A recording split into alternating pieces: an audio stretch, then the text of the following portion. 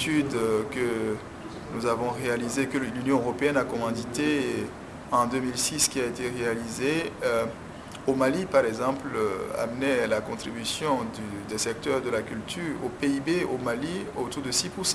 C'est pas rien, je dirais même que c'est considérable au regard des problèmes dont souffre ce secteur. Donc vous voyez bien que si on apportait les mesures correctives nécessaires, on pourrait faire de ce secteur un véritable levier de développement et un moteur de croissance pour nos économies. Je dirais aussi qu'en 2004, une étude a été réalisée toujours, a été commanditée toujours par l'Union européenne, mais cette fois-ci en Europe, et qui amenait en fait le poids des filières de la culture à 264 milliards d'euros en Europe. Donc vous voyez à peu près les montants. Et aux États-Unis, c'est un secteur qui contribue pour environ 9%, un peu moins de 10% au PIB aux États-Unis, le secteur culturel.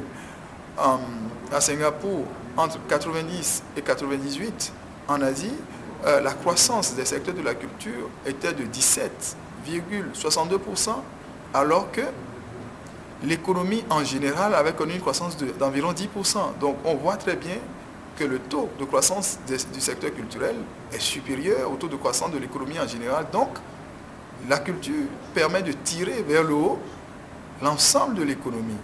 On a tendance en fait à penser le contraire. On pense que c'est les industries traditionnelles qui devraient être considérées comme prioritaires, alors que la culture non seulement contribue au développement tout court, parce qu'elle assure une mission d'utilité publique, parce qu'elle est